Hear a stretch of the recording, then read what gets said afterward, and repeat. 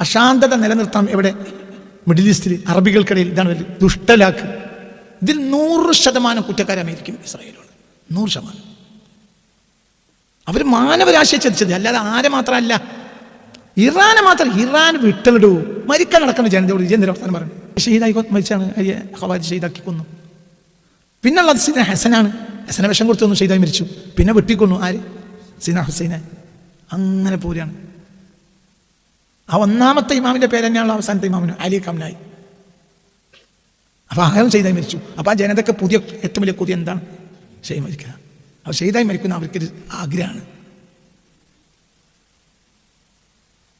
അപ്പം അത് അവരെ സംബന്ധിച്ച് പ്രശ്നമുള്ള കാര്യമല്ല. അങ്ങനെ ട്രംപിൻ്റെ ആവശ്യം എന്താ? ട്രംപിൻ്റെ ആവശ്യം എന്താ? ട്രംപിനറിയാം എന്ത് ഇറാൻ അടിക്കൽ ആരെയായിരിക്കും? മിഡിൽ ഈസ്റ്റിലെ മുസ്ലിം രാജ്യങ്ങളെ. കാരണം അവരല്ലേ ഈ ശത്രുവിന് സൗകര്യം ചെയ്ത് കൊടുക്കുന്നത്. അപ്പോൾ സ്വാഭാവികമായി ഇവർ മുഴുവൻ വീണ്ടും ആരിൽ നിർബന്ധിതരാവും? അമേരിക്കയിൽ. അതേ നാൾ കണ്ടത്. പക്ഷെ പ്രശ്നം രൂക്ഷാണ്. പ്രധാനമന്ത്രി നിങ്ങളെ ചിന്തിക്കുക, ഇവരെ മുഴുവനും അടിച്ചു ഇറാൻ, തിരിച്ചൊരൊറ്റ അടി അടിച്ചില്ല. ഇപ്പൊ ഇന്നലെ ഒരു പ്രൊപ്പഗണ്ട ഉണ്ടാക്കി ഇസ്രായേൽ. യൂറോപ്യൻസുമായി വലിയ ബന്ധം യജൂജ് മജൂജുണ്ട് എന്ന് ബിഫോർ 15 years ഞാൻ പറഞ്ഞിട്ടുണ്ട്. 15 കൊല്ലം മുമ്പെങ്കിലും പറഞ്ഞിട്ടുണ്ട് യൂറോപ്പിന് വലിയ ബന്ധമുണ്ട്. എന്തിന്? ഇപ്പോൾ മനസ്സിലായോ? ഇപ്പോൾ അത് കൃത്യമായി അവരെന്നെ സമ്മതിക്കുക. എന്ത്? ഞങ്ങൾക്ക് ബന്ധമുണ്ട്, ഞങ്ങളെ ഫയൽ പുറത്തുവിടാൻ പോവുകയാണ്. അപ്പോൾ സാധാരണവൽക്കരിക്കുക. എന്തിന്? ഏലിയൻസിനെ സാധാരണവൽക്കരിച്ചാൽ ഒരു ഏലിയനെ കിട്ടാൻ നിങ്ങൾ ആഗ്രഹിക്കുക.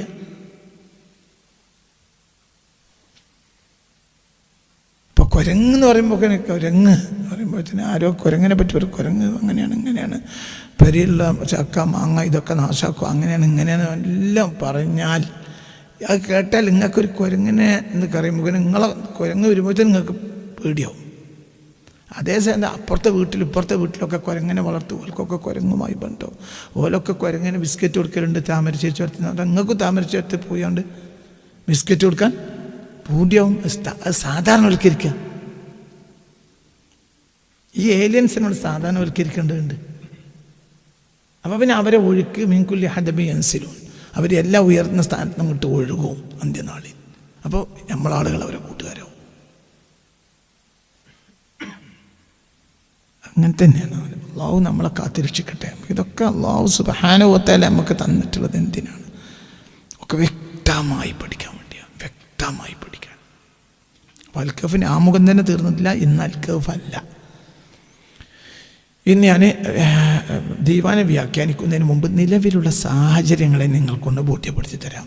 അതായത് ഞാൻ വളരെ നേരത്തെ തന്നെ പലപ്പോഴും പറഞ്ഞു, ഇറാനുമായി ഒരു യുദ്ധം ഉണ്ടാകാൻ പാടില്ല.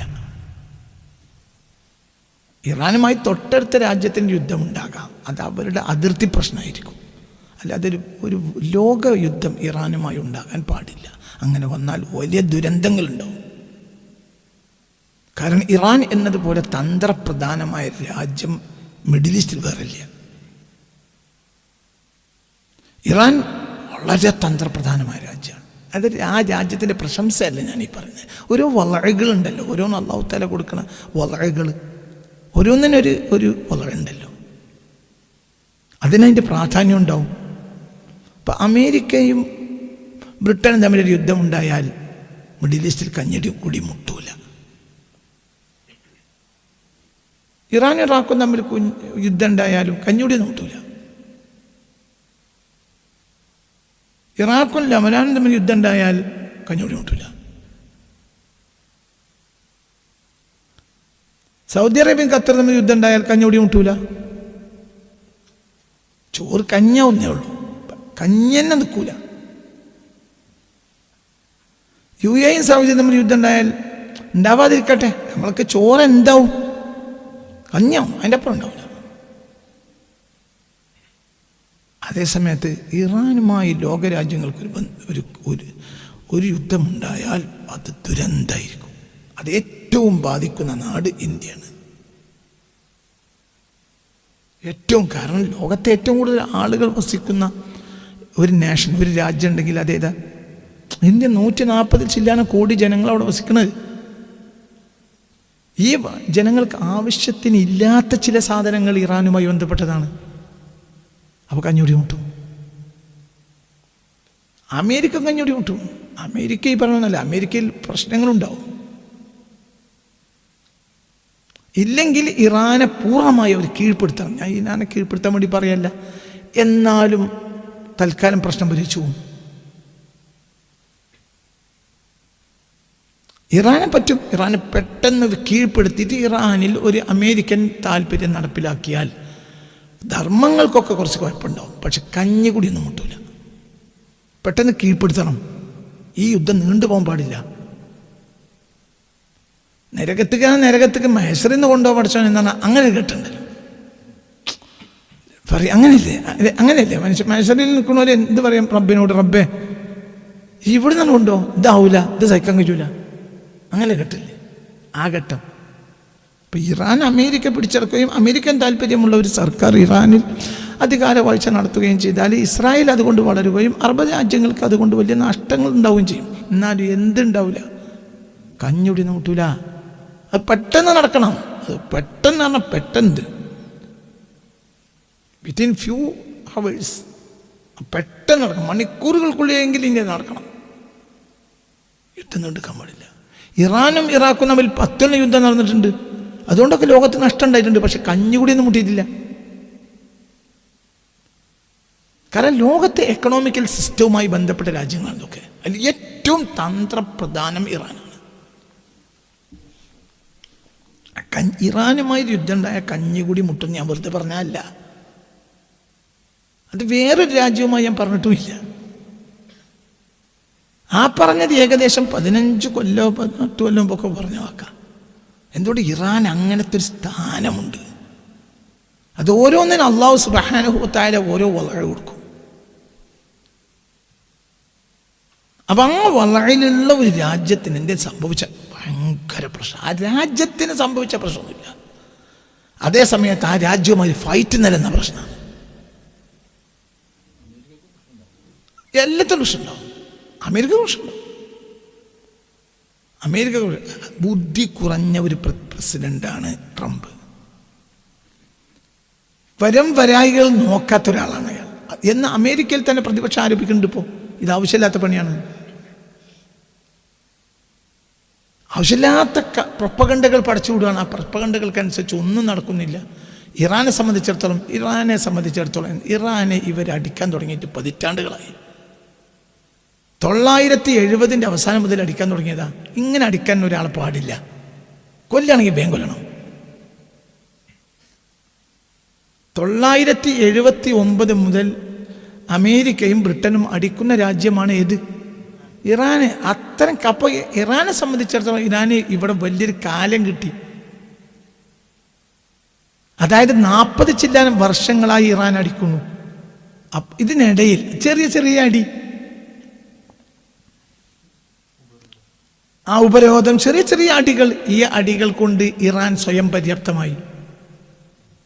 അങ്ങനെ അടിക്കാൻ വിടരുത്. കൊല്ലാണെങ്കിൽ കൊല്ലണം. മൂർഖം അവന് തല്ലുകയാണെങ്കിൽ പെട്ടെന്ന് തച്ചൊന്നു വേണം. അടിച്ചു വിടരുത്.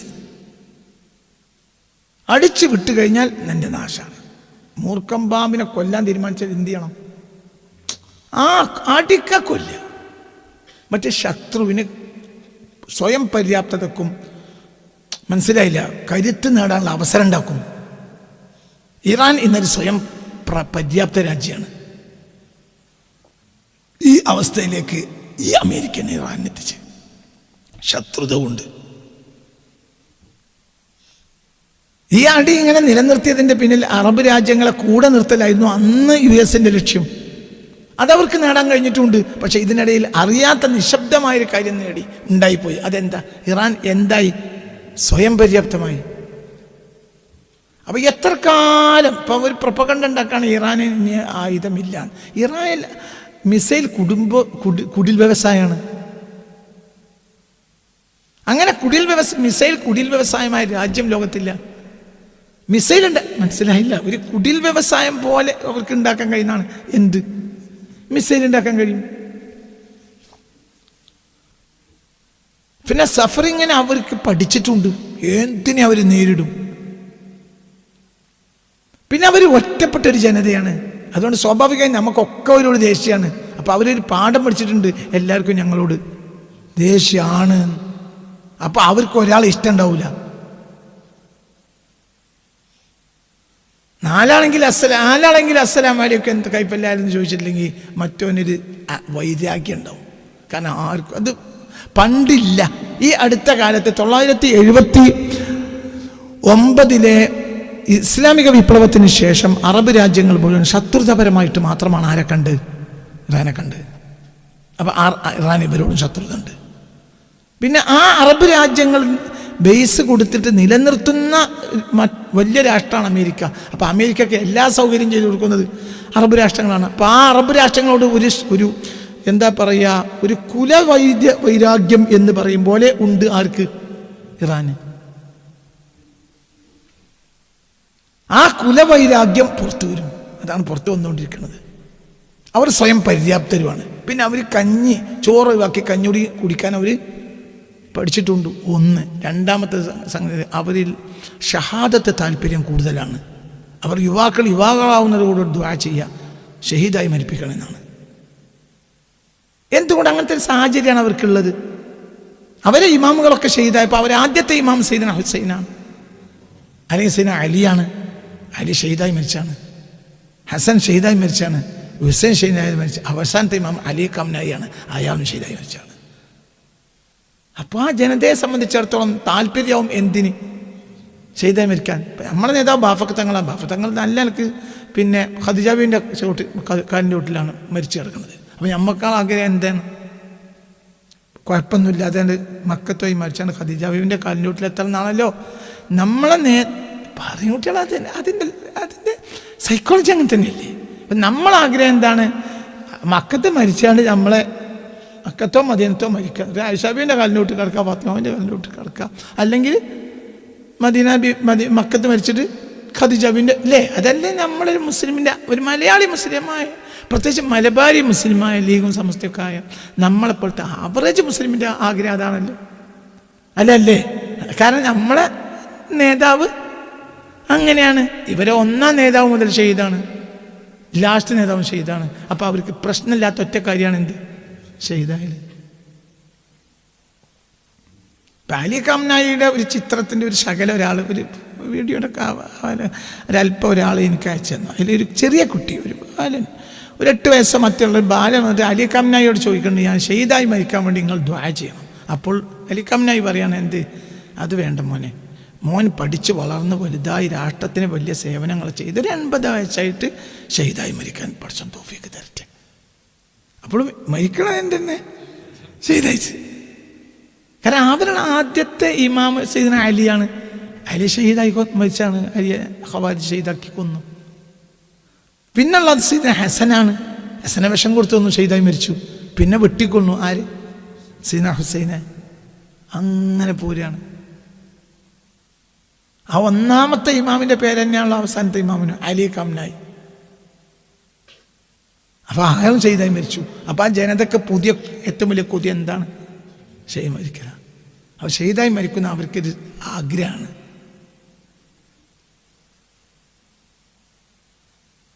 അപ്പം അത് അവരെ സംബന്ധിച്ചൊരു പ്രശ്നമുള്ള കാര്യമല്ല. അങ്ങനത്തെ ഒരു ജനത തീരലാണോ ഒരാഗ്രഹം? നിങ്ങൾ ദീനിൻ്റെ ശത്രുക്കൾ, നിങ്ങളെ ഞങ്ങൾ കൊല്ലും, ഞങ്ങളേതായാലും മരിക്കാൻ കാത്തിക്കുകയാണ്. അവിടെയാണ് പ്രശ്നം. ഓല് ഒറ്റയ്ക്ക് മരിക്കുകയാണെങ്കിൽ പ്രശ്നമല്ല, അവർക്ക് വേറൊരാളെ കൊന്നിട്ടാണ് ഒരു മരിക്കുക, അപ്പം പ്രശ്നമാണ്. ഓല് മരിക്കുകയാണെങ്കിൽ ഇത് ഓരോ കാര്യമാണ്. അതുകൊണ്ട് തൊടാൻ പാടില്ലാത്തടത്ത് തൊടാൻ പാടില്ല. ഇതിൻ്റെ പിന്നിൽ എന്താണ്? അമേരിക്കയുടെ അശാന്തി വിതക്കുക എന്നാണ് ആവശ്യം. ഇതിൻ്റെ പേരിൽ വരുന്ന ദുരന്തം വളരെ വലുതായിരിക്കും. ഉദാഹരണം, സ്കൂളും യൂണിവേഴ്സിറ്റി മുഴുവൻ പൂട്ടി. ബംഗ്ലാദേശ് പൂട്ടി. എന്തുകൊണ്ട് പറഞ്ഞാൽ അവർക്ക് ഗ്യാസും പെട്രോളും ഇല്ല. അതൊക്കെ പുറത്തുനിന്ന് വരണം, ഇറാൻ വഴിയാണ് വരിക. അതില്ല, മനസ്സിലായില്ലേ? വിദ്യാഭ്യാസ സ്ഥാപനങ്ങൾ പൂട്ടി. ആര് പൂട്ടി? ബംഗ്ലാദേശ് പൂട്ടി. മുന്നോട്ടും കഴിയില്ല. കാരണം ഹോർമസ് കടലൊടുക്ക് വഴിയാണ് ഇവർക്ക് സാധനം വരേണ്ടത്. അത് സാധനം വരുന്നില്ല. ഇതിപ്പോൾ 2 ആഴ്ച കൊണ്ട് അതിൻ്റെ ഉള്ളിലാണ് ഇപ്പോൾ ഈ സംഭവം നടക്കുന്നത്. ഇപ്പോൾ ഇറാനും അമേരിക്കയും നമ്മളെ യുദ്ധം, ഇസ്രായേലും അല്ലെങ്കിൽ അമേരിക്കയും തമ്മിലുള്ള യുദ്ധം തുടങ്ങിയിട്ട് ഇപ്പോൾ എത്ര ആഴ്ചയുള്ളൂ? 2 ആഴ്ച കൊണ്ടാണ് ബംഗ്ലാദേശ് സ്കൂൾ കൂട്ടിയത്. അപ്പം അത് ഉണ്ടാക്കി വെച്ചൊരു കാര്യം എത്രയാ? പല രാജ്യങ്ങൾക്കും സൈന്യത്തിന് പിരിച്ചുവിടേണ്ടി വരും. എന്തുകൊണ്ട്? സൈന്യത്തിന് ഭക്ഷണം കൊടുക്കണം, ഭക്ഷണത്തിന് ഗ്യാസ് വേണം.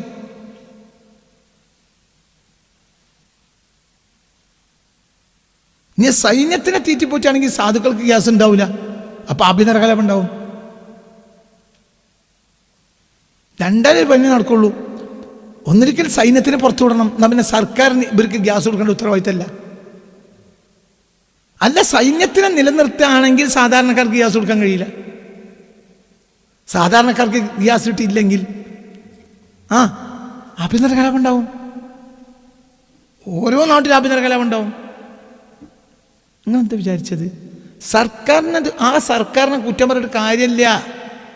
സൈന്യത്തിന് മാത്രമല്ല പിരിച്ചുവിടുക, ജയിലുകൾ തുറന്നുകൊണ്ടിരും. കാരണം ഒരു കാലത്ത് ഇതൊക്കെ നിലന്നു പോകുന്നത് വർഗുകൊണ്ടാണ്. ഇന്നത് ഒരു ജയിലും ഒരു പട്ടാളക്കാമ്പും എന്തുകൊണ്ട് നിലനിൽക്കണില്ല? വെറുകൊണ്ട് നിലനിൽക്കണില്ല. ഞാൻ കഞ്ഞിയും ചോറും അരി ഇപ്പം നിലവിൽ ഉണ്ടായ അരി ഒന്ന് തിന്നണമെങ്കിൽ എന്ത് വേണപ്പോ? ഗ്യാസ് വേണ്ടേ? അങ്ങനെ വരുമ്പോൾ അടുത്തൊരു പ്രശ്നമാണ് എന്ത്? സൈന്യത്തിനെയും പിരിച്ചുകൊണ്ടി വരും, ജയിൽ തുറന്നുകൊണ്ടി വരും. പല രാജ്യങ്ങളും ജയിൽ തുറന്നുവിടാൻ നിർബന്ധിതരാവും. ആഭ്യന്തര കലാപം ഉറപ്പാണ്. എന്തുകൊണ്ട്? പണ്ട് ഗ്യാസ് ഇല്ലെങ്കിൽ ഒരു പ്രശ്നമില്ല. എന്തുകൊണ്ട്? ജനങ്ങൾ ഗ്യാസ് എന്നുള്ളത് അക്കാലത്ത് നമ്മൾ കേട്ടിട്ടാണ്. നമുക്ക് ഗ്യാസ് ട്രബിളുള്ളൂ. പണ്ടത്തെ കാലത്ത് പള്ളന്റെ ഉള്ളിലാണ് ഗ്യാസ്. ഇപ്പൊ പള്ളന്റെ ഉള്ളിൽ വല്ലതും കയറണമെങ്കിൽ എന്ത് വേണം? ഗ്യാസ് വേണം. ഗ്യാസില്ല. ഗ്യാസ് അത്യാവശ്യം എന്നും വന്നുകൊണ്ടിരിക്കണം, എപ്പോഴും വരണം. ഇന്ന് വലിയൊരു ശതമാനം ജനങ്ങൾ താമസിക്കുന്നത് ഫ്ലാറ്റിലാണ്. ഫ്ലാറ്റിൽ ഗ്യാസ് അല്ലാത്തൊരു ഉപയോഗമല്ല. എവിടെ എന്ത് നടക്കൂല? വിറകടുപ്പില്ല.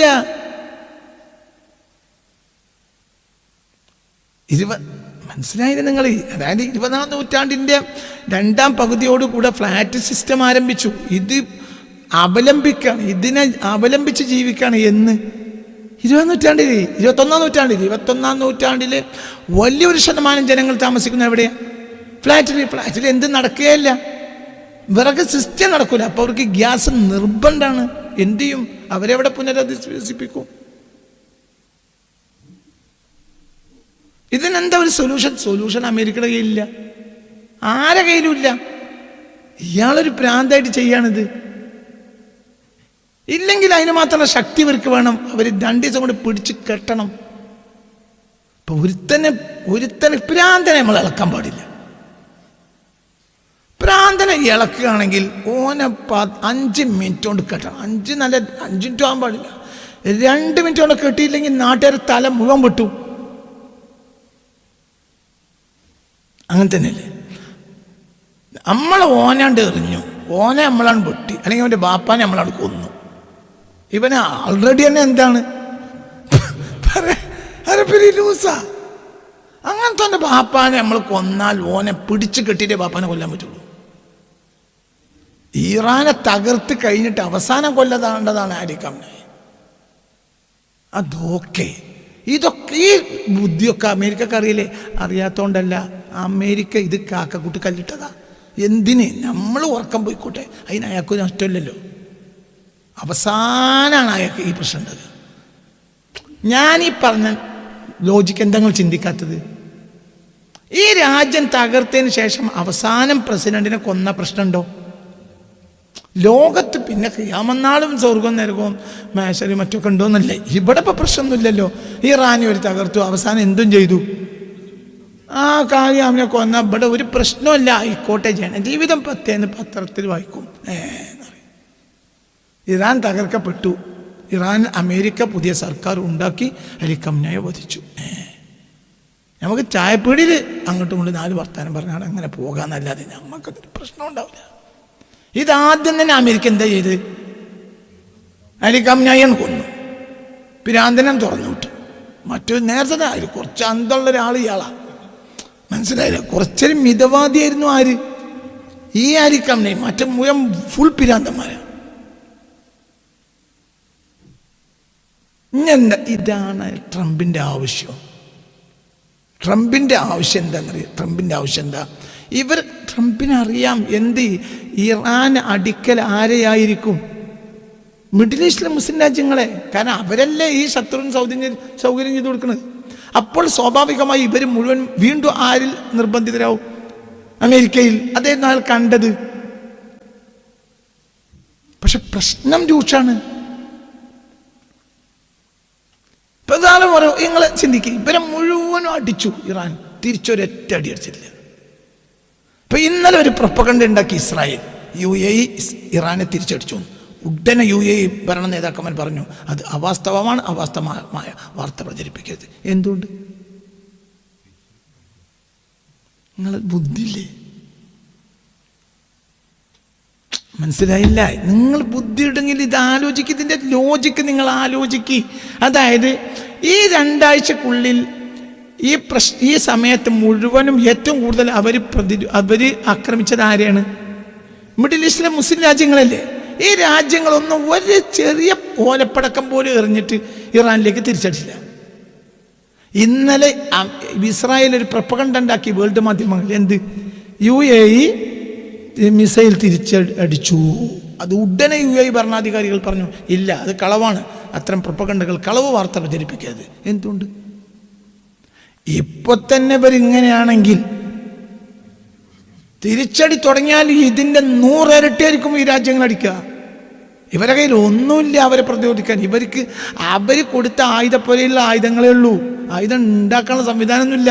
മറ്റ് 40-45 കൊല്ലം ഇവർക്ക് പണി എന്താണ്? ആയുധം ഉണ്ടാക്കലാ. അവർ സ്വയം പര്യാപ്തരാ. അമേരിക്ക അവിടെ പല്ലുകുത്തിയിരിക്കും. ഇതിന്റെ ഗൗരവം, ഇവർ പിരാന്തന്മാരാണ്. അല്ലെങ്കിൽ ഒറ്റയടിക്ക് എല്ലാം കൂടി ഇവരെ ഒറ്റ ദിവസം പിടിച്ചാൽ കിട്ടണം. അങ്ങനെയാണെങ്കിൽ ഇവിടുത്തെ പ്രശ്നങ്ങളൊന്നും ഉണ്ടാവില്ല. അവിടെ ഒരു പാവ സർക്കാർ, ഇപ്പൊ പല നാടുകളിലും അമേരിക്കയിൽ ഇവിടെ പാവ സർക്കാരില്ലേ, ജനജീവിതം ദുസ്സഹമാവൂലാണ്. ഇതാപ്പോൾ ഞാൻ ഈ പറഞ്ഞതിൻ്റെ അർത്ഥം.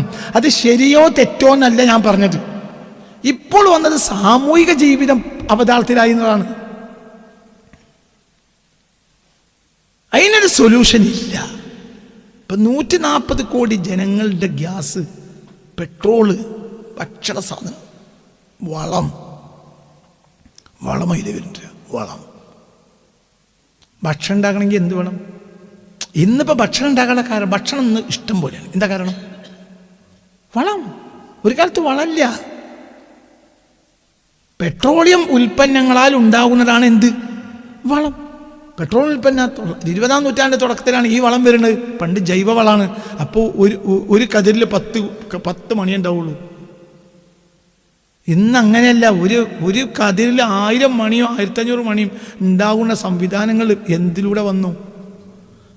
ലോകത്ത് 100 കോടി ജനങ്ങൾ ഉണ്ടായ കാലത്ത് പട്ടിണി നടക്കാണ്. ഇന്ന് ലോകത്ത് 840 ചില്ലാനും കോടി ജനങ്ങൾ ഉണ്ടായ കാലത്ത് തിന്നിട്ടും ബാക്കിയാണ്. നിങ്ങൾക്ക് പൈസ ഉണ്ടായിട്ട് സാധനം വേണ്ടേ? ഇപ്പം പണ്ടത്തെ ഒരു മുതലാളിക്ക് തിന്നാൻ നോക്കിയാൽ അതിനൊരു പരിധി ഉണ്ട്, പൈസ ഉണ്ട്, പക്ഷെ തിന്നാൻ സാധനമല്ല. ഇന്ന് അങ്ങനെയല്ല. എന്ത്? ഇന്ന് സാധനങ്ങൾ ഇഷ്ടം പോലെയാണ്. നെയ്ച്ചോറ്, മന്തി, മറ്റത് മറിച്ച്, ഇങ്ങനെ ഇഷ്ടം പോലെയല്ലേ. തിന്നിട്ടും ബാക്കി. എന്തുകൊണ്ട്? എന്താണ്? ലോകത്ത് 100 കോടി ജനങ്ങളായ കാലത്ത് ഭക്ഷണമില്ല. എന്തുകൊണ്ട്? ആധുനിക വളങ്ങൾ ഇല്ല. ഇപ്പൊ ആധുനിക വളങ്ങൾ വന്നപ്പോൾ യഥേഷ്ട ഭക്ഷണം ഉണ്ടായി. ഈ വളങ്ങൾ അതിലെ കടന്നു വരണം. അപ്പോൾ എന്ത് വരും? ഇന്ത്യ അടക്കമുള്ള ലോകത്തെ കാർഷിക രാജ്യങ്ങൾ, ഇപ്പൊ ചൈനക്ക് മാത്രം ചെറിയൊരു വിടുതി കൊടുക്കാൻ പറഞ്ഞിട്ടുണ്ട്. ചൈന അവരുടെ സഹോദര രാഷ്ട്രമായതുകൊണ്ട്. അല്ലെങ്കിൽ ഞങ്ങൾ കടത്തി വിടൂല എന്നാണ് പറയണത്. അങ്ങനെ വരുമ്പോൾ ഈ രാജ്യങ്ങളൊക്കെ, ഇപ്പൊ നമ്മളെ സംബന്ധിച്ചിടത്തോളം നമുക്ക് ഈ ഭക്ഷണം കിട്ടുന്നത്. കേരളത്തിൽ എന്തില്ല? കേരളത്തിൽ കൃഷി ഇല്ലല്ലോ. ഉണ്ടോ? പറ കുട്ടി, കേരളത്തിൽ കൃഷി ഉണ്ടോ? ഇല്ല. എന്ത് കൃഷിയാണുള്ളത്? കൃഷി എവിടെയാണ്? ആന്ധ്രയിലാണ്, കർണാടകത്തിലാണ്, തമിഴ്നാട്ടിലാണ്. ഇവിടെയൊക്കെ ഇപ്പോൾ വലിയ വിളവുണ്ടാവുന്നത് എന്തുകൊണ്ടാണ്? വളം വരുന്നതുകൊണ്ടാണ്. വളം വരൂല. ഈ യുദ്ധം നടന്ന വളം വരൂല. വളം വരുമ്പോൾ എന്ത് സാധനം ഉണ്ടാവില്ല? ഭക്ഷ്യക്ഷാമം വരും, രൂക്ഷമായ ഭക്ഷ്യക്ഷാമം വരും.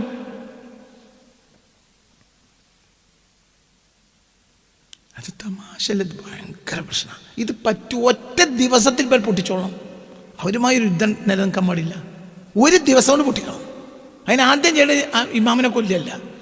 ആദ്യം ചെയ്യേണ്ടത് അവരെ തകർത്ത് പിടിച്ചെടുക്കാണ്. പിന്നെ ഇമാമിനെ വിട്ടാലും മനസ്സിലായില്ല, ആ ഇമാമിനെ പിന്നെ വെറുതെ വിട്ടാലും ഒരു കോട്ടും മുക്കറിൻ്റെ സ്ഥാനം ഉണ്ടാവുള്ളൂ. ഒരു വലിയ ഇമാമിനുണ്ടാവില്ല. കാരണം രാജ്യം തകർന്ന ഇമാമിനെന്ത് വലിയ. അപ്പൊ ഇതൊക്കെ ഇവർക്ക് അറിയില്ല. ഇവർക്ക് ഇന്റലിജൻസ് ഉദ്യോഗസ്ഥന്മാരിൽ ഉണ്ട്. അശാന്തത നിലനിർത്തണം. എവിടെ? മിഡിൽ ഈസ്റ്റിൽ, അറബികൾക്കിടയിൽ. ഇതാണ് ഒരു ദുഷ്ടലാക്ക്. ഇതിൽ 100% കുറ്റക്കാർ അമേരിക്കയും ഇസ്രായേലുമാണ്. 100%. അവർ മാനവരാശിയെ ചതിച്ചത്, അല്ലാതെ ആരെ മാത്രമല്ല. ഇറാനെ മാത്രം. ഇറാൻ വിട്ടലിടൂ. മരിക്കാൻ നടക്കുന്ന ജനതയോട് എന്തൊരു അവസ്ഥാനം പറയുന്നത്? ഓനേതായാലും മരിക്കാൻ തീരുമാനിക്കുക. നമ്മളിപ്പോൾ മനസ്സിലായില്ല, ഹൈ സ്പീഡിൽ ഒരുത്തർ മോട്ടോർ സൈക്കിൾ ഓടിക്കുകയാണെങ്കിൽ നമ്മളെ മകനായി കയറിയിട്ടുണ്ടെങ്കിൽ ഓനെ പിടിച്ചാണ് നമ്മൾ ഇറക്കും. പോലും ഓൻ ചാകുകയാണെങ്കിൽ ചത്തോട്ടെ. പറയാം, ഹൈ സ്പീഡ് മോട്ടോർ സൈക്കിൾ ഓടിക്കുന്നവൻ്റെ ബാക്കിൽ നമ്മളെ കുട്ടീനെ ഇരുത്തുവോ? ഇല്ല. ഇറങ്ങിക്കോ യജമാനെ, ഇജോ നിങ്ങൾ പോയിക്കോളി, ചാകുകയെ ഏതായാലും ചാകാൻ പോവുക, എൻ്റെ കുട്ടീനെ കൊണ്ടുപോകണ്ട. ഇറാന് എന്തോ ആയാലും നമുക്കെന്താ? ഞാൻ എന്തിനാ അങ്ങനെ പറയാം? ഞാൻ ഇറാനെ മോശമാക്കല്ല. പക്ഷെ ആ ഒരു ജനത, അതിന് അവരുടേതായ കാരണങ്ങൾ അവർക്കുണ്ട്. ആ കാരണം ഇവിടെ തീരുമാനിക്കില്ല, മനുഷ്യരല്ല തീരുമാനിക്കുക. അത് തീരുമാനിക്കുന്ന സ്ഥലമല്ലല്ലോ ഇത്. അവര് ഇങ്ങനെ ഷഹാദത്തിനെ വരിക്കാൻ കാത്തു നിൽക്കുന്ന ജനതയായത് അവരുടെ തെറ്റാണോ ശരിയാണോ എന്നൊന്നും പറയുന്നതിൽ അർത്ഥമല്ല. അവരേതായാലും അവർക്ക് ഹിസ്റ്റോറിക്കലായി അതിൻ്റെതായ കാരണങ്ങൾ ഉണ്ടായേക്കാം. അതൊന്നും നമ്മളെ വിഷയം ബാധിക്കുക. പക്ഷെ നിലവിലുള്ള പ്രശ്നം കോടാനക്കോടി മനുഷ്യരുടെ ജീവിതം പ്രശ്നമായി. അത്ര ആളുകളെ ഏറ്റുമുട്ടാൻ പാടില്ല. അത് തന്ത്രപ്രധാനവുമാണ്. അതാണ് ഞാൻ പറഞ്ഞത്, മറ്റേത് യുദ്ധവും പോലെയല്ല. എന്ത്? ഇറാൻ യുദ്ധം. ഇറാൻ യുദ്ധം കണ്ണോടി മുട്ടിക്കും. അത് തമാശല്ല. ഇത് വളരെ വലിയ ഗൗരവം എന്ന് പറഞ്ഞാൽ വളരെ ഗൗരവമാണ്. ഇത് വളരെ ഗൗരവമായി നമ്മൾ മനസ്സിലാക്കണം. വളരെ വലിയ പ്രശ്നമുണ്ടാവും. ഇപ്പോൾ ഉദാഹരണം, ഞാൻ നമ്മുടെ നാട്ടിൽ നിന്ന് ജയിലിൽ കിടക്കുന്നവർ വിടുമെന്ന് ഞാൻ പറയല്ല. അതേ സമയത്ത് പാചക ഗ്യാസ് തീർന്നാൽ, പെട്രോളും പാചക ഗ്യാസും തീർന്നാൽ സർക്കാർ നിർബന്ധ സാഹചര്യത്തിൽ എന്ത് ചെയ്യേണ്ടി വരും? വിടേണ്ടി വരില്ലേ? ജയിലിൽ. നിങ്ങളിത് മനസ്സിലാക്കാത്തത് എന്താ? ഒരു കാലത്ത് അതിൻ്റെ ആവശ്യമില്ല. ഒരു കാലത്ത് എന്ത് മതി. ഇന്നിപ്പോൾ വിറക് വെച്ചിട്ട് ആരാണ് ഭക്ഷണം ഉണ്ടാക്കുക? എല്ലാ ഭക്ഷണവും എന്തുമേലാണ് ഉണ്ടാക്കുന്നത്? ഗ്യാസ്. ഇപ്പം ഇഷ്ടം പോലെ വിറകുള്ള ഒരു കുടുംബമുണ്ട്. നമ്മൾ ഇഷ്ടം പോലെ വിറക. എന്തുകൊണ്ട്? നമ്മളെ പരിസരത്ത് മുഴുവനും നമ്മളെ തോട്ടം തൊടുക ഇതൊക്കെ ആകുമ്പോൾ വിറകിന് ക്ഷാമല്ലാത്തൊരു കുടുംബമാണ് എൻ്റെ. പക്ഷെ എന്നാലും വിറക് ഉപയോഗിക്കുന്നത് ഒരു 10% ഉണ്ടാവില്ല. ഇപ്പം നമ്മൾ ഓരോട് പറയണം. എന്ത്? നമ്മളൊരു ഇറച്ചിയോ മീനോ കൊണ്ട് കൊടുത്തിട്ട് എന്ത് പറയണം? ഇത് നിങ്ങൾ മണ്ണിൻ്റെ പാത്രത്തിൽ വിറകടുപ്പിൽ ഉണ്ടാക്കണേന്ന് പറഞ്ഞാൽ അപ്പോൾ ഭാര്യ പറയും ആയിക്കോട്ടെ എന്നാ ഞാൻ തന്നെ ഉണ്ടാക്കാം. കാരണം മറ്റ് ഭക്ഷണം ഉണ്ടാക്കുന്ന പരിയിലുള്ള ആളുകൾക്കൊന്നും അതിൽ താല്പര്യം ഉണ്ടാവില്ല. പെൺകുട്ടികളോ മറ്റുള്ളവർ ഓനെ മെനക്കെടില്ല. ഇതിന് മെനക്കെടണം. ഭർത്താവ് നല്ല ഭക്ഷണം കഴിക്കണം എന്ന് വിചാരിച്ച് ഓളൊന്നും മെനക്കെടണം. പിന്നെ ചിലപ്പോൾ എന്ത് ചെയ്യും? നമ്മൾ രാവിലെ കൊണ്ടുപോയി കൊടുത്ത സാധനം നേരത്തിന് കിട്ടൂല. എന്ത് പറയും? ഇവിടെ ഇതൊക്കെ ഒന്ന് കഴിയട്ടെ, ഞങ്ങൾക്ക് വേണ്ടി ഒന്നുകൊണ്ട് ഒരുങ്ങാം. മനസ്സിലായില്ല? അപ്പോൾ നമ്മൾ വല്ല ചായ വെള്ളം കുടിച്ച് അഡ്ജസ്റ്റ് ചെയ്യും. മറ്റവർക്ക് 10 മണിക്കോ 12 മണിക്കോ ചോറായാലും നമുക്ക് ചോറാകാൻ പിന്നെയും നേരം വെക്കും, വൈകും. എന്തുകൊണ്ട്? നമുക്ക് വിറകടുപ്പിലുണ്ടാക്കും വേണം. മണ്ണിൻ്റെ ചട്ടിയിൽ ഇപ്പോൾ നമ്മൾ ഇറച്ചിയോ മറ്റോ കൊണ്ടുപോയി കൊടുത്താൽ ആയിക്കോട്ടെ, നല്ലതാണ്. നല്ല മീനൊക്കെ കൊണ്ടുപോയി കുടംപുളിയൊക്കെ ഇട്ട് വൃത്തിയായി. കുടംപുളി നമ്മളെ കുട്ടികൾക്ക് ഇപ്പോൾ ഇഷ്ടം തന്നെയില്ല. അവർക്ക് മനസ്സിലായില്ല, വേറെ പുളിയാണ്. ഉപ്പ് എൻ്റെ പേര് 2 ഉപ്പാണ്. എനിക്ക് വേറെ ഉപ്പും പുരക്കാർക്ക് വേറെ ഉപ്പാണ്. ഞാൻ ഈ സിന്തറ്റിക് ഉപ്പ് ഉപയോഗിക്കില്ല, മനസ്സിലായി? ആദ്യം കല്ലുപ്പ് ഉപയോഗിച്ചിരുന്നു, ഇപ്പോൾ ഞാൻ മറ്റേ ഉപ്പ ഉപയോഗിക്കാം. റോക്ക് സാൾട്ടാ ഉപയോഗിക്കുക. അതൊന്നും അല്ല, കുട്ടികൾക്ക് ഇപ്പോഴത്തെ ഉപ്പ് ഉപയോഗിക്കണം, അത് എനിക്ക് പറ്റൂല. അപ്പോൾ നമ്മളെ ഭക്ഷണം തന്നെ വേറെയാണ്. സുഖമില്ലാത്തവനെ പിന്നെ അങ്ങനെ തന്നെയാണ് കേട്ടോ, ഒരു പാത്രം വേറെ ആക്കുമല്ലോ. അപ്പം നമുക്ക് ആയി കിട്ടാൻ നേരം പോയിക്കും, അത് നമ്മൾ ക്ഷമിക്കുകയും ചെയ്യും. കാരണം അത് വിറകടുപ്പുണ്ടാക്കുകയാണെങ്കിൽ ഏത് സ്പീഡ് കിട്ടൂല, ഗ്യാസിൻ്റെ സ്പീഡിൽ അത് കിട്ടൂലല്ലോ. അപ്പം ലോകം ഇഷ്ടം പോലെ വിറകുള്ള ഒരു കുടുംബം എൻ്റെത്, എൻ്റെ അവസ്ഥ പറയുന്നത്. അതായത് ആ ഇഷ്ടം പോലെ വിറകുള്ള ഒരു കുടുംബത്തിലെ കുട്ടികൾക്ക് പെണ്ണുങ്ങൾക്കും വിറക് ഉപയോഗിക്കാൻ ഇഷ്ടമല്ല. നമ്മൾക്കൊരു നിർബന്ധമല്ല ഗ്യാസ് ഉപയോഗിക്കേണ്ടത്, കാരണം ഇഷ്ടം പോലെ വിറക് അറബിൻ്റെ സഹായം കൊണ്ട്. പക്ഷെ വിറക് ഉപയോഗിക്കില്ല. കുട്ടികൾക്ക് എന്താ ഇഷ്ടം? ഗ്യാസ്. ഗ്യാസ് തീർന്നു എന്ന് പറഞ്ഞാൽ മേപ്പെട്ട് പോയി കുത്തിർക്കും. ഗ്യാസ് തീർന്നു, ഇനിയിപ്പോൾ ഇന്നത്തെ കാര്യം എന്താകുക? ഒരു 4 കൊല്ലം ഉണ്ടാക്കാനുള്ള വിറക്, കത്തിക്കാനുള്ള വിറക് ഇവിടെ ഉണ്ട്. തൊടുകൂടെ ഒന്നുണ്ട് ഇറങ്ങിയാൽ കിട്ടും. എന്നിട്ടിപ്പോൾ എന്താ പറയുക? ഇനിയിപ്പോൾ എന്താ ഇപ്പോഴത്തെ അവസ്ഥ? എന്ത് കഴിഞ്ഞു? ഗ്യാസ് കഴിഞ്ഞതാണ്. ഇത് ലോകാവസാനത്തിൻ്റെ അടയാളമാണ്. എൻ്റെ പേരിൽ ഇപ്പോൾ ഗ്യാസ് കഴിഞ്ഞ് പറഞ്ഞാൽ മേപ്പെട്ട് പോയി കുത്തിരിക്കാറഞ്ഞാൽ അത് ഖിയാമത്ത് നല്ല അടയാളമാണ്. എന്തുകൊണ്ട്? എന്നിട്ട് പുറത്തേക്ക് ഇറങ്ങിയാൽ ഇഷ്ടം പോലെ വിറകാണ് റബ്ബിൻ്റെ സഹായം കൊണ്ട്. നിങ്ങൾക്ക് പറഞ്ഞാൽ മനസ്സിലായില്ല. അപ്പം ലോകം മുഴുവൻ ഉപയോഗിക്കുന്നതാണ് എന്ത്? ഗ്യാസ്. ഇതിൻ്റെ വലിയൊരു ശതമാനവും 50%, 40% വരുന്നത് ഹോർമുസ് കടലിടുക്ക് വഴിയാണ്. അത് ഇറാനിൽ ഒരു തുള്ളി കടത്താൻ ഞങ്ങൾ അമ്മയ്ക്കൂല എന്ന് പറഞ്ഞത്. അല്ലെങ്കിൽ പിടിച്ചു കെട്ടി തകർന്നെന്ന് പറഞ്ഞ പോലല്ലോ, ഓലപ്പണി ഇപ്പോഴും എടുക്കുന്നില്ലേ? അപ്പം ഇത് കഞ്ഞിക്കുടി മുട്ടിക്കുന്ന യുദ്ധമാണ്. ഇതിനെക്കൊരിക്കലും ഇത് അവരെ തകർക്കണമെങ്കിൽ ഇങ്ങനെ അല്ലായിരുന്നു ചെയ്യേണ്ടിയിരുന്നത്. അതവർക്ക് അറിയില്ലേ. ഇപ്പോൾ ഒരു വിവരമില്ലല്ലോ. ഇപ്പോൾ യുദ്ധശാസ്ത്രമൊന്നും പഠിക്കാത്ത ഒരു ഏറനാടൻ ഗ്രാമീണനാണ് ഞാൻ.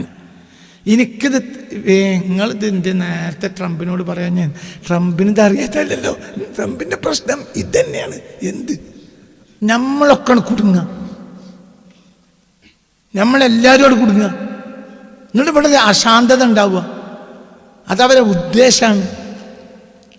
അപ്പം ഇത് നമ്മൾ വളരെ വളരെ നിങ്ങൾ ചിന്തിക്കണം. ഫെബ്രുവരി അവസാന വാരത്തിൽ ഇസ്രായേലിനെ അതുകൊണ്ട് തന്നെ ഇറാൻ എന്ത് ചെയ്തു? ഇറാനെ സംബന്ധിച്ചിടത്തോളം ഇറാൻ ഇപ്പം എന്താ ചെയ്തത്?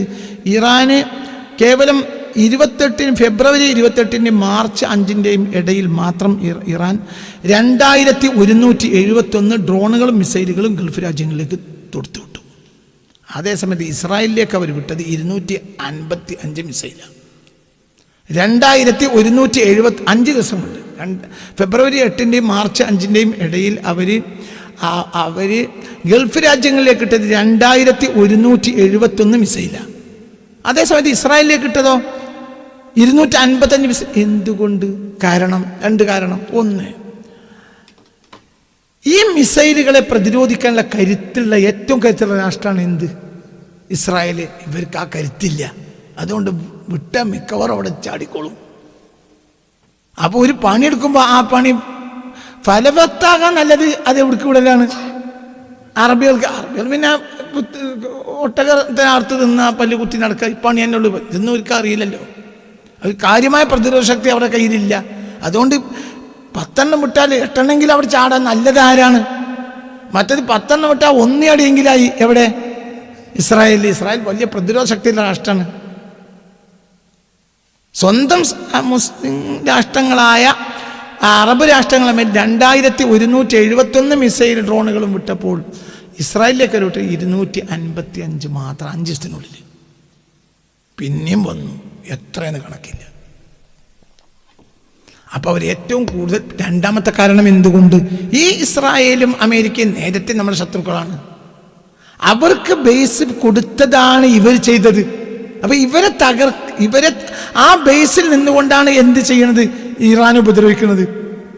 അതുകൊണ്ട് ആ ബേസ് അവർ കൊടുത്തിട്ടില്ലെങ്കിൽ അവരെ സംബന്ധിച്ചുള്ള പ്രശ്നങ്ങളിൽ വലിയൊരു ഭാഗം തീരും. അപ്പോൾ അവരെ സംബന്ധിച്ചിടത്തോളം ഏറ്റവും ആവശ്യം ആരുടെ ശക്തി ഇല്ലാതാക്കലാണ്?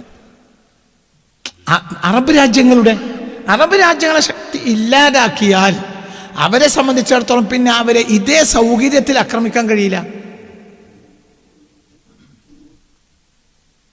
പറഞ്ഞത് മനസ്സിലായപ്പോൾ അവരെ സംബന്ധിച്ചിടത്തോളം അതിനൊക്കെ ന്യായീകരണങ്ങളുണ്ട്. ശരിയോ തെറ്റോ എന്നുള്ള അതിന് ന്യായീകരണങ്ങളുണ്ട്. അപ്പം അങ്ങനെ അത് അവർ ചെയ്തു. അതാണ് സംവിധാനങ്ങൾ, ഇസ്രായേലിൻ്റെ സംവിധാനങ്ങൾ കാരണം.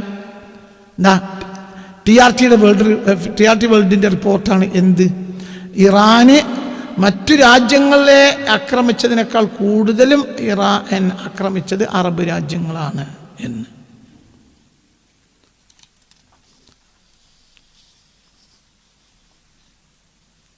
ഇനി നിങ്ങൾ ചിന്തിക്കണം, ഇപ്പം അതുകൊണ്ടുണ്ടായ പ്രശ്നങ്ങളെ, ഈ ആക്രമണങ്ങൾ കൊണ്ട് ഇപ്പോൾ നിലവിൽ തന്നെ ചില്ലറ ദിവസങ്ങളിൽ ചെറിയ ആക്രമണങ്ങൾ ഉണ്ടായപ്പോൾ ഉണ്ടായത്, പടച്ചോൻ അത് നിലനിർത്താതെ പരിഹരിച്ചു തരട്ടെ. അത് ഈ അമേരിക്കയുടെ മേലെ സമ്മർദ്ദം വരണം, ഇസ്രായേലിൻ്റെ മേലെ. അവർക്ക് രണ്ടു കൂട്ടർക്കും ഇത് പ്രശ്നമില്ല. പ്രശ്നം എവിടെയാണ്? അറബ് രാജ്യങ്ങളോ ആ അറബ് രാജ്യങ്ങളെ ആശ്രയിച്ച് ജീവിക്കുന്ന ഇന്ത്യ പോലത്തെ രാജ്യങ്ങൾ, അവിടെയാണ് പ്രശ്നങ്ങളുള്ളത്. അപ്പോൾ അത് വേഗം തീരണം, എത്രയും പെട്ടെന്ന് ഈ പ്രശ്നം പരിഹരിക്കണം. കാരണം ഈ ചില്ലറ ദിവസങ്ങളിൽ ഉണ്ടായ ചില്ലറ ആക്രമണങ്ങൾ ഉണ്ടായത്, ഇപ്പം ലോകത്തെ ഏറ്റവും കൂടുതൽ ആളുകൾ വന്നു പോകുന്ന എയർപോർട്ടുകളിൽ ഒന്നാണ് ദുബായ് എയർപോർട്ട്. അടച്ചു. അബുദാബി എയർപോർട്ട് അടച്ചു. അതായത് ഗൾഫ് രാജ്യങ്ങളിലെ എയർപോർട്ടുകൾ അടക്കേണ്ടി വന്നു. അപ്പോൾ അങ്ങോട്ടും ഇങ്ങോട്ടും പോക്ക് വരവ് ഇപ്പോൾ ഇല്ല. ഇന്ത്യയെ പോലത്തെ രാജ്യങ്ങളെ സംബന്ധിച്ചിടത്തോളം നോക്കി, നിങ്ങൾ എയർപോർട്ട് അടക്കുക എന്ന് പറഞ്ഞാൽ എന്താ? എയർപോർട്ട് അടക്കുക എന്ന് പറഞ്ഞാൽ ആ രാജ്യത്തിലേക്കുള്ള ഒരു ആക്സസ് പിന്നെ ഇല്ലല്ലോ. ഇപ്പം നമ്മളെപ്പോലത്തെ ആളുകൾ ഒരു കാലത്ത് നമ്മുടെ കാർഷിക വൃത്തി കൊണ്ടാണ് ജീവിച്ചിരുന്നതെങ്കിൽ ഇന്ന് ഏഷ്യൻ രാജ്യങ്ങളിലെ, ആഫ്രിക്കൻ ഏഷ്യൻ രാജ്യങ്ങളിലെ ബഹുഭൂരിപക്ഷം ജനങ്ങൾ ജീവിക്കുന്നത് എന്തുകൊണ്ടാണ്? ഗൾഫ് കൊണ്ട്. ഗൾഫിന് രണ്ട് വരുമാനമുള്ളത്, ഒന്ന് എണ്ണയും ഗ്യാസും, രണ്ട് മനസ്സിലായില്ല, വിദേശികൾ വന്നു പോകുക. ഒന്ന് ടൂറിസം, ഒന്ന് എണ്ണ ഗ്യാസ്, രണ്ട് ടൂറിസം. ഇതുകൊണ്ട് മാത്രമാണ്. ചിലതിങ്ങനെ വ്യത്യാസപ്പെട്ട് നിൽക്കുന്നുള്ളൂ. എണ്ണ കൊണ്ട് എണ്ണയാണ് കൂടുതലുള്ളത് സൗദി അറേബ്യയിൽ, ഗ്യാസാണ് കൂടുതലുള്ളത്, നാച്ചുറൽ ഗ്യാസാണ് ഖത്തറിൽ. അതേ സമയത്ത് എയർപോർട്ട് അടച്ചാൽ ഒന്നും നടക്കൂല. സൗദിയുടെ ഏറ്റവും പ്രധാനപ്പെട്ട ഈക്വലാണ് എന്തിന്? എണ്ണയുടെ വരുമാനത്തിനോടോ അതിൻ്റെ അപ്പുറത്ത് ഉള്ള ഒരു വരുമാനമാണ് എന്ത്? ടൂറിസം. അതായത് ലോകത്തെ ആളുകൾ മുഴുവനും എങ്ങോട്ട് പോകും? മക്ക, മദീന, ഈ വിദേശ സഞ്ചാരികൾ വരുന്നത് കൊണ്ട് വലിയ വരുമാനമാണ് ആ രാജ്യത്തിന് കിട്ടുന്നത്. അതേസമയത്ത് രണ്ട് വരുമാനം മുടങ്ങുക. ഒന്ന്, എണ്ണ ഹോർമസ് കടലിലൂടെ കൂടെ പോകില്ല. രണ്ട് ടൂറിസം എയർപോർട്ട് അടച്ചാൽ നിന്നല്ലോ. മറ്റു രാജ്യങ്ങളുടെ അവസ്ഥ ഭയാനകമാണ്. ഭയാനകം എന്ന് പറഞ്ഞാൽ ഭയാനകം തന്നെ. ഇപ്പം നമ്മൾ വളരെ പെട്ടെന്ന് ലോകത്ത് വളരെ പ്രധാനപ്പെട്ട രാജ്യങ്ങൾ ഹോട്ടലുകൾ അടച്ചു. നമ്മുടെ രാജ്യത്ത് ഹോട്ടൽ ഇപ്പം അടച്ചു തീർക്കും. എന്തുകൊണ്ട്? ഗ്യാസില്ല.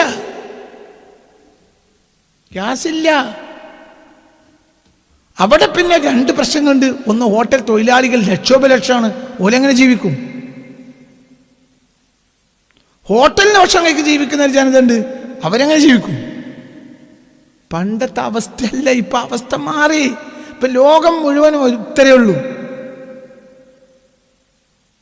അപ്പം നമ്മൾ പണ്ട് കണ്ടിരുന്ന കേട്ടിരുന്ന ഒരു യുദ്ധം പോലെയല്ല ഈ യുദ്ധം. ഇത് ഏതുപോലെ പോലും അല്ല. ഇത് അമേരിക്കൻ ഇറാഖ് വാർ പോലെയല്ല. അമേരിക്കൻ ഇറാഖ് വാർ കൊണ്ട് നമുക്ക് പ്രശ്നങ്ങൾ ഒന്നുമില്ല.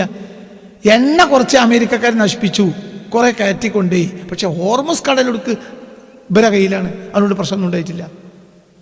നിങ്ങൾക്ക് പറഞ്ഞത് മനസ്സിലായില്ല. നിങ്ങൾ ചിന്തിക്കണം. അതായത് ഹോർമസ് കടലൊടുക്ക് അവർ അടച്ചില്ല. അതുകൊണ്ട് നമ്മളെ സംബന്ധിച്ചിടത്തോളം ഈ യുദ്ധം പിന്നെ അവരെ ഒരു നാടകം കാണും പോലെയാണ്. ഇറാഖ് അമേരിക്കൻ യുദ്ധമുണ്ടായി 2003 മുതൽ. അത് നമ്മളെ ബാധിച്ചിട്ടില്ല. അതിന് ശേഷം ആ രാജ്യങ്ങളിൽ മുല്ലപ്പൂ വിപ്ലവം ഉണ്ടായി, നമ്മളെ ബാധിച്ചിട്ടില്ല. മറ്റേത് രാജ്യത്ത് വന്നാലും നമ്മൾ ബാധിക്കുന്ന കാര്യമല്ല. ഇപ്പം അമേരിക്കയും UAE ഒരു യുദ്ധം ഉണ്ടാവാതിരിക്കട്ടെ, ഇനി അതുണ്ടായാലും നമ്മൾക്ക് കിട്ടുന്ന വരുമാനം കുറയുന്നേ ഉള്ളൂ. പക്ഷേ കാര്യം നിൽക്കൂല. നമ്മളെ വരുമാനം കുറച്ച് കുറയും. ഇത് വരുമാനം ഉണ്ടാക്കിയിട്ട് കാര്യമല്ലേ, പോലെ അവിടെ നിന്ന് വരുമാനം ഉണ്ടാക്കി നമ്മളിവിടുത്തെ ഉള്ളയും മുറിച്ച് എന്താ കാര്യം? ഇതിങ്ങോട്ട് എത്തണ്ടേ? എത്താൻ സംവിധാനം ഇല്ല. ഭയങ്കര ഇത് ഭയങ്കര ചെറിയ ഒരു കാര്യമേ അല്ല. ലോകത്തെ ഏറ്റവും കൂടുതൽ ആളുകൾ സുരക്ഷിതരാണെന്ന് വിചാരിച്ചിട്ട് പോയി താമസിക്കുന്ന നാടാണ് ദുബായ്. അവിടെയാണ് ഇപ്പോൾ വിദേശികൾ അങ്ങോട്ടുമില്ല ഇങ്ങോട്ടുമില്ല. എയർപോർട്ട് ചാലുമല്ല.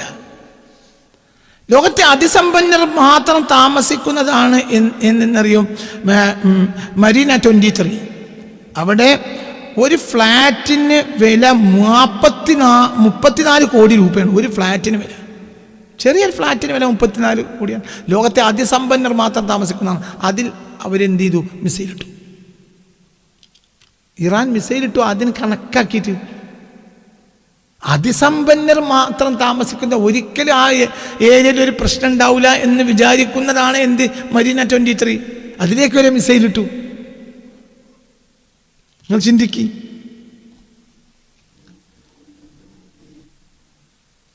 ഇപ്പോൾ ലോകത്തെ സാമ്പത്തിക വിദഗ്ധർ ഇപ്പോൾ പറയുന്നത് UAEക്ക് ഇപ്പോൾ ഇറാനിൽ നിന്ന് ഏറ്റ പ്രഹരം ഇന്ന് ഈ മണിക്കൂറിൽ യുദ്ധം നിർത്തിയാൽ പോലും ആ നഷ്ടം റിക്കവർ ചെയ്യണമെങ്കിൽ അവർക്ക് ഒരു പ്രശ്നമില്ലാതെ 2028 വരെ നിലനിന്നാലേ ഈ പ്രശ്നം ഇപ്പോൾ റിക്കവർ ചെയ്യാൻ കഴിയുള്ളൂ. തിരിഞ്ഞില്ല. എന്താ പറഞ്ഞത്? അതായത് ഈ 10 ദിവസം കൊണ്ട് UAEക്കുണ്ടായ നഷ്ടത്തെ റിക്കവറി ചെയ്യണമെങ്കിൽ ചുരുങ്ങിയത് ഈ 10 days or 12 days, ഈ 10-12 ദിവസം കൊണ്ട് UAEക്ക് ഉണ്ടായ നഷ്ടത്തെ റിക്കവർ ചെയ്യണമെങ്കിൽ UAEക്ക് എത്ര വരെ കിട്ടണം? 2028 മാത്രമേ. ഇതുവരെ അത്ര വരെ കാലം ഇനി അവർ വളരെ അതിശീഘ്രം മുന്നോട്ട് പോയാൽ മാത്രമേ അവർക്ക് ഇപ്പോൾ വന്ന നഷ്ടത്തെ അവർക്ക് നേരത്തെ കഴിയുള്ളൂ. അപ്പോൾ ഇതാ നിരന്ന അവസ്ഥ എന്തായിരിക്കും? ഇത് ലോകത്തെ നിങ്ങൾ പഠിച്ചു നോക്കി, പഠിച്ചാൽ മനസ്സിലാവും. ഇത് തമാശയല്ല, ഇത് ഭയങ്കരമാണ്. ഇതാണ് നേരത്തെ ഇറാൻ യുദ്ധത്തെക്കുറിച്ച് ഇത്ര വലിയ, അതൊരു പഠന റിപ്പോർട്ടാണ്. ആ പറഞ്ഞതൊരു പഠന റിപ്പോർട്ടാണ്. അത് ഭയങ്കരമാണ്. അത് നേരത്തെ മനസ്സിലാക്കിയിട്ടാണ് അങ്ങനെ പറഞ്ഞത്. അതായത് ആ രാജ്യങ്ങളിലെല്ലാം ആക്രമണമുണ്ടായി. അവർ തിരിച്ചിങ്ങോട്ട് എണ്ണം ഞാൻ വായിക്കുന്നില്ല. അവരെന്ത് ചെയ്തു? അവരെ ധാരാളം മരണമുണ്ടായി. ധാരാളം 2175 മിസൈലുകളും ഡ്രോണുകളും വിട്ടു. ഇപ്പം ബഹ്റൈനിൽ ഈ അടുത്ത ദിവസം അവരെ ബഹ്റൈനിൽ എന്താ ചെയ്ത്? മാർച്ച് 8 ടൈം ലൈൻ്റെ റിപ്പോർട്ടാണ്.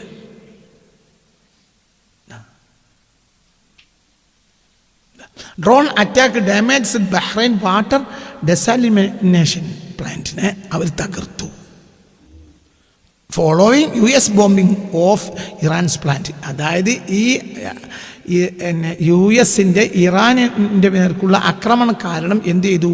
Drone attack damage Bahrain's water desalination പ്ലാന്റിനെ ആര് ബോംബിട്ടു? ആര് മിസൈലിട്ടു? ഇറാന്. അതായത് സാധാരണ സിവിലിയന്മാർക്ക് വെള്ളം കുടിക്കാനുള്ള സംവിധാനം. ഇത് തെറ്റല്ലേ? തെറ്റാണ്. ഇത് ഭ്രാന്താണ്.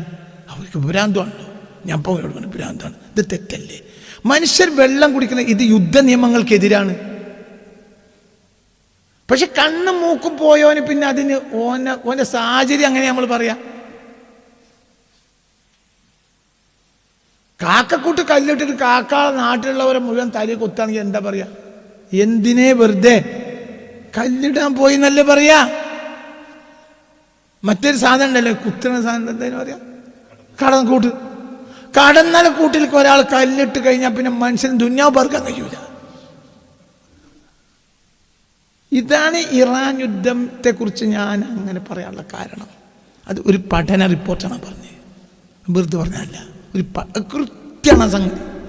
ഇറാൻ അതൊരു പഠനം. അത് എന്തൊരു കറാമത്വം അല്ല, ഒരു പഠനം. ഒരു കറാമത്തല്ലല്ലോ. അത് പഠനമാണ്. ആ വിഷയം ആഴത്തിൽ പഠിക്കുമ്പോൾ ഇത്രയേറെ പ്രശ്നം ഉണ്ടാക്കുന്ന ഒരു ഏരിയ ഏഷ്യൻ ആഫ്രിക്കൻ രാജ്യങ്ങളില്ല. അത് മനസ്സിലായതുകൊണ്ടാണ് ഞാൻ പറഞ്ഞത്. അതിപ്പോൾ ശരിക്കും മനസ്സിലായി, അത് കൃത്യമാണ്. മറ്റെവിടെ ഇപ്പോൾ ഈ ഇന്ത്യ പാകിസ്ഥാൻ തമ്മിൽ യുദ്ധം ഉണ്ടായാൽ ഇന്ത്യക്കാരായ നമ്മളെ സംബന്ധിച്ചത് പ്രശ്നം ഉണ്ടാവും. ഓക്കെ, നമ്മുടെ രാജ്യത്തിന് അടി വന്നാൽ പാകിസ്ഥാനികൾക്ക് അടി കിട്ടിയാൽ അവർക്ക് പ്രശ്നം ഉണ്ടാവും. ഏഷ്യൻ ആഫ്രിക്കൻ രാജ്യങ്ങൾക്ക് മൊത്തം പ്രശ്നം ഉണ്ടാവും. മൊത്തം പ്രശ്നം ഒരു പ്രശ്നം ഉണ്ടാവില്ല. അവർക്ക് ഇന്ത്യയിൽ നിന്ന് കിട്ടുന്ന സാധനങ്ങൾ എത്തൂല, അങ്ങോട്ട് എത്തൂല. പിന്നെ ഇന്ത്യയിലേക്ക് വ്യാപാര സാധനങ്ങൾ അയച്ചിട്ട് പാകിസ്ഥാൻ നമ്മളെ കപ്പലുകളൊക്കെ മുക്കുകയാണെങ്കിൽ ആ സാധനമായി വ്യാപാരം കുറച്ച് കുറയും എന്നതിനപ്പുറം ജനജീവിതത്തിനൊന്നും പറ്റൂല. ഇന്ത്യയും പാകിസ്ഥാനും യുദ്ധം ഉണ്ടായാൽ ലോകത്തെ ഏതെങ്കിലും രാജ്യത്ത് ജനജീവിതം ദുസ്സഹമാവൂല. ഇന്ത്യക്കാരായ നമ്മൾക്ക് നമ്മളെ രാജ്യത്തിന് ഡാമേജ് വന്നാൽ പ്രശ്നമാവും, പാകിസ്ഥാനികൾക്ക് പാകിസ്ഥാന് ഡാമേജ് വന്നാലും പ്രശ്നം. അത്രേ ഉള്ളൂ, മനസ്സിലായി? അതിൻ്റെ അപ്പുറം ഒന്നും ഉണ്ടാവില്ല. ഇറാൻ അങ്ങനെയല്ല. ഇറാനുണ്ട് നമ്മൾ കഞ്ഞുപിടിച്ചു പോണത്. കാരണം തന്ത്രപ്രധാനമായ ഏരിയയാണത്. അപ്പൊ ചെയ്തത് തെറ്റല്ലേ? മനുഷ്യന്മാർ വെള്ളം കുടിക്കുന്ന വാട്ടർ ഡെസലിനേഷൻ പ്ലാന്റ് ഒക്കെ നശിപ്പിക്കുക, അതിലേക്ക് പിന്നെ മിസൈൽ ഇടുക എന്നൊക്കെ പറഞ്ഞാൽ തെറ്റല്ലേ? തെറ്റന്നെയാണ്. പക്ഷെ അതിനേക്കാൾ തെറ്റല്ലേ അങ്ങോട്ട് ചെയ്ത്? എന്ത് അവരെ വാപ്പാനെ കൊന്നു, പിന്നെ ഒരു കന്തുണ്ടാവില്ലല്ലോ. നമ്മൾ കടന്ന കൂട്ടിൽ കല്ലിട്ടിട്ടല്ലേ. അപ്പൊ ഇത് തമാശല്ലേ, ഇത് ഭയങ്കര. ബഹ്റൈൻ രാജ്യത്തിന്റെ ശുദ്ധജല വിതരണത്തിന്റെ 75% നൽകുന്ന ജല ഡിസലിനേഷൻ പ്ലാന്റിന് ഡ്രോൺ ആക്രമണം മൂലം സാരമായ കേടുപാടുകൾ സംഭവിച്ചു ബഹ്റൈൻ ആഭ്യന്തര മന്ത്രാലയം അറിയിച്ചു. ഇറാനിയൻ ഡ്രോൺ ആ കേന്ദ്രത്തിൽ ഇടിച്ചു കയറിയതായും നിരവധി പേർക്ക് പരിക്കേറ്റതായും മന്ത്രി അവകാശപ്പെട്ടു. ഇറാനിലെ ഖേഷം ദ്വീപിലെ ഒരു ഡിസലിനേഷൻ പ്ലാന്റിൽ ബഹ്റൈനിൽ നിന്ന് മിസൈൽ ഉപയോഗിച്ചുള്ള US ആക്രമണത്തെ തുടർന്നാണ് ഈ ആക്രമണം. അതായത് ബഹ്റൈനിൽ നിന്ന് US ആർക്കെതിരെ ആക്രമണം നടത്തി? ഇറാനെതിരെ. അപ്പൊ തിരിച്ച് ഇറാനെ അവരെ ആക്രമിക്കും. അപ്പൊ ചെയ്തത് തെറ്റ്. ഈ യുദ്ധത്തിന് വന്നാൽ യുദ്ധത്തിന്റെ ആരാ അത് പറഞ്ഞത്? നോം ചോംസ്കി എന്നാണ് എനിക്ക് തോന്നുന്നത്. യുദ്ധം വന്നാൽ ആദ്യം മരിക്കുന്നത് സത്യമാണ്. നോം ചോംസ്കി എന്നാണ് എനിക്ക് തോന്നുന്നു. ഏതൊരു പ്രധാനപ്പെട്ട ഒരാൾ പറഞ്ഞ വാക്കാണ്. യുദ്ധം വന്നാൽ ആദ്യം മരിക്കുന്നത് സത്യമായിരിക്കും. യുദ്ധം വന്നാൽ ആദ്യം സത്യം മരിക്കും. പിന്നെ സത്യം നീതിയും ധർമ്മമൊന്നും ഉണ്ടാവില്ല. ഇന്നത്തെ കാലത്ത് പ്രത്യേകിച്ചും. പണ്ടത്തെ കാലത്ത് യുദ്ധ നിയമങ്ങളുണ്ട്, ഇന്ന് ആ യുദ്ധ നിയമങ്ങൾ പാലിക്കണില്ല. കാരണം ഇത് പണ്ട് ഒരാളെ നോക്കിയിട്ടാണ് വെട്ടുന്നത്. ഇതങ്ങനെയല്ല, ഇത് കൊണ്ടേണ്ടിടുകയാണ്. അത് സ്കൂൾ കുട്ടികളെ കെട്ടിടത്തിലേക്ക് അത് വന്നാൽ അവിടെ 160 ചെല്ലാനും സ്കൂൾ കുട്ടികളെ മരിച്ചു, സാധുക്കളായ പിഞ്ചോമനകൾ. അപ്പൊ ഒന്നും ചെയ്യാൻ കഴിയൂല. ചിന്തിക്കണം. പിന്നെ ഇനി ഈ ആഗോള പ്രതിസന്ധി ഇതിൽ എങ്ങനെ വരുമെന്ന് നമുക്ക് പരിശോധിക്കാം. ഒന്ന്, ഊർജ്ജ മേഖല, എനർജി സെക്ടർ എങ്ങനെ വരും? ഗൾഫ് രാജ്യങ്ങളാണ് ലോകത്തെ ഏറ്റവും എണ്ണയുടെയും പ്രകൃതിവാതകത്തിൻ്റെയും പ്രധാനപ്പെട്ട ഉറവിടം. എണ്ണ ബാരലിന് നിലവിൽ തന്നെ 10,450 രൂപയായി ഉയർന്നിട്ടുണ്ട്. അപ്പോൾ അത് ഇനിയും ഉയരും. ഹോർമുസ് കടലിടുക്ക് തടസ്സപ്പെട്ടത് വിതരണത്തിൽ പ്രതിദിനം 20 ദശലക്ഷം ബാരലിൻ്റെ കുറവുണ്ടായി. 20 ദശലക്ഷം 150 ലിറ്ററാണ് ഒരു ബാരൽ. ഇൻറ്റു 20 ദശലക്ഷം. 20 ദശലക്ഷം എന്ന് പറഞ്ഞാൽ എത്ര? 2 കോടി. 2 കോടി ബാരലാണ് അതുവഴി പോവുക ഒരു ദിവസം. പ്രതിദിനം 2 കോടി ബാരൽ ഹോർമുസ് കടലിലൂടെ വരും. ഒരു ബാരൽ എന്ന് പറഞ്ഞാൽ എത്ര? 159, 57, 58, 59. അപ്പോൾ 159 ഇൻറ്റു 2 കോടി. ഡെയിലി പ്രതിദിനം 2, അതായത് മനസ്സിലായില്ലേ പറഞ്ഞു? 20 ദശലക്ഷം എന്ന് പറഞ്ഞാൽ 2 കോടി. 1 ദശലക്ഷം എന്ന് പറഞ്ഞാൽ എന്താണ്? 10 ലക്ഷം. അപ്പൊ 20 ദശലക്ഷം എന്ന് പറഞ്ഞാൽ എത്ര? 200. മനസ്സിലായില്ലേ? അപ്പം 2 കോടി. 2 കോടി ബാരൽ. അപ്പൊ ഈ 2 കോടി എന്നെ ഗുണിക്കണം. എന്തിൽ ഗുണിക്കണം? 150 ഗുണിക്കണം. അപ്പൊ എത്ര ഉണ്ടാവും? നീ ഗുണിച്ചിരുന്നോളി. കഴിഞ്ഞ ഗുണിച്ചാൽ മതി. അവർക്ക് ചിന്തിക്കുക എത്രയാണത്. അപ്പൊ ഇത് തന്നെ, ഇത് പ്രതിദിനം ഇത് വരുന്നു. പ്രതിദിനാണ് ഈ ബാരലിലൂടെ 20 ദശലക്ഷം ബാരൽ പ്രതിദിനം കടന്നു പോകും. ഖത്തറിൽ നിന്നുള്ള കയറ്റുമതി നിലച്ചത് യൂറോപ്പിലും ഏഷ്യയിലും പാചകവാതത്തിന് വൈദ്യുതിക്ക് വൻ വിലക്കയറ്റുണ്ടായി. വിനോദസഞ്ചാരം രാജ്യങ്ങളൊക്കെ തകർന്നു. കാരണം ഈ തന്ത്രപ്രധാനമായ ഏരിയ വിട്ടിറന്നാണ് എല്ലാം. എമിറേറ്റ്സ്, ഖത്തർ എയർവേസ് തുടങ്ങിയ കമ്പനികളെല്ലാം 2500-ലധികം സർവീസുകൾ അവർ റദ്ദാക്കി. അതിനുകൊണ്ടുണ്ടായ നഷ്ടത്തിന്, ആ രാജ്യങ്ങൾക്ക് നഷ്ടം പറഞ്ഞാൽ തീരൂല്ല. 83,000 കോടി രൂപയുടെ നഷ്ടമാണ് ഇതുവഴി ഉണ്ടാകുന്നത് പ്രതിദിനം. ഇപ്പൊ യാത്ര, ഇന്നിപ്പോൾ ഒരാൾ യാത്ര ചെയ്യുകയാണെങ്കിൽ ചുറ്റുമരുന്ന് യാത്ര ചെയ്യണം. അപ്പോൾ യാത്രയുടെ ചെലവ് 50% മുതൽ 80% വരെ യാത്ര ചെലവ് വീണ്ടും ഉയരും. ഇതൊക്കെ അയാട്ട ഓപ്പറേഷണൽ അപ്ഡേറ്റിൽ നിന്ന് ഞാൻ എടുത്തതാണ്. കപ്പൽ വ്യാപാരം, ഗതാഗതം, ഇതിനൊക്കെ വലിയ വ്യത്യാസങ്ങളുണ്ടായി. കപ്പലിന് പ്രശ്നം എന്താണ്? കപ്പലിൻ്റെ കപ്പൽ പോവുകയാണെങ്കിൽ കപ്പലിന് ഇൻഷുറൻസ് വേണം. ഇൻഷുറൻസ് കമ്പനികൾ കൂട്ടിക്കാൻ എന്തുകൊണ്ട്? ആ കപ്പലിന് എന്തെങ്കിലും സംഭവിച്ചാൽ ഇൻഷുറൻസ് കമ്പനി പൈസ കൊടുക്കണം. അതിനിപ്പോൾ സുരക്ഷിതത്വം ഇല്ല. സുരക്ഷിതത്വം ഇല്ലാതെ വരുമ്പോൾ അവർ എന്ത് ചെയ്യുന്നറിയോ? അവർ പ്രീമിയം കൂടും. 400% കമ്പനികൾ കൂട്ടിയിട്ടുള്ളത്. കപ്പൽ പോകാൻ പാടില്ല. പോവുകയാണെങ്കിൽ അവർ എന്ത് ചെയ്യണം? 400% ഇരട്ടി കൊടുക്കണം. എന്തിന്? ഇൻഷുറൻസ് തുക. കാരണം കപ്പലിന് എന്ത് സംഭവിക്കുന്ന ഏകദേശം ഉറപ്പാണ്. കമ്പനി എന്ത് ചെയ്യണം? മനസ്സിലാണ്ട് പറഞ്ഞത്. ഒരു വണ്ടി പുറത്തിറങ്ങണമെങ്കിൽ ഇൻഷൂർ വേണ്ടേ? കപ്പൽ ഇറങ്ങണമെങ്കിലും കടലിലേക്ക് ഇറങ്ങുന്ന കപ്പലിന് എന്ത് വേണം? ഇൻഷുർ വേണം. എന്തെങ്കിലും സംഭവിച്ചാൽ കമ്പനി കൊടുക്കണം. കമ്പനിക്ക് ഇപ്പോൾ കൊടുക്കാൻ കഴിയില്ല. കാരണം സുരക്ഷിതത്വമില്ല. ഇതന്നെ പ്രശ്നം. അപ്പൊ ഇനി ഇത് നമ്മൾ പറയണ്ട. വളം കയറ്റുമതി നിലച്ചു ലോകത്ത്. ഈ വളം കയറ്റുമതിയിൽ വലിയൊരു ഭാഗം ഇന്ന് ഗൾഫിൽ നിന്നാണ് വരുന്നത്. കാരണം അതിൻ്റെ അസംസ്കൃത പദാർത്ഥങ്ങൾ അവിടെ വെച്ചിട്ട് അവിടുന്ന് മിക്സ് ചെയ്താണ് കയറ്റിവിടുന്നത്. അങ്ങനെ വരുമ്പോൾ സ്വാഭാവികമായും എന്ത് ചെയ്യും? 30% എങ്കിലും ഈ വർഷം തന്നെ 30%-ലേറെ എന്ത് കുറയും? ഉൽപാദനം കുറയും. മനസ്സിലായി? വളം കയറ്റുമതി നിലച്ചാൽ ഈ കൊല്ലം തന്നെ, അപ്പം നിലവിൽ ഇപ്പം നമ്മുടെ കയ്യിൽ വളം ഉണ്ട്, എന്നാൽ തന്നെയും 30% എന്ത് ഭക്ഷ്യക്ഷാമം ഉണ്ടാവും? 30% നിലക്കാണെങ്കിൽ എന്തായിരിക്കും അവസ്ഥ? അല്ലെങ്കിൽ എത്രയും പെട്ടെന്ന് ഹോർമുസ് കടലിടുക്കി പിടിച്ചിറക്കണം. മനസ്സിലായി? തമാശ. വലിയ പ്രശ്നങ്ങളാണ്. ഇപ്പൊ ഇന്ത്യ പോലുള്ള രാജ്യങ്ങളിലുള്ള 50% ഗ്യാസും പെട്രോളിയവും വരുന്നത് ഹോർമുസ് കടലിലൂടെയാണ്. മനസ്സിലായി? നിലവിൽ തന്നെ നമുക്ക് വലിയ പൈസയാണ് നമ്മൾ എണ്ണക്ക് കൊടുക്കുന്നത്. അതിൽ തന്നെ 50% എണ്ണയും ഗ്യാസും ഇന്ത്യക്കാർക്ക് വരുന്നത് ഏത് വഴിയാണ്? ഹോർമുസ് കടലിടുക്ക് വഴിയാണ് വരുന്നത്. അപ്പൊ അത് വരാതിരുന്നാൽ നമ്മളെ സംബന്ധിച്ചുള്ള പെട്രോൾ ഇല്ല.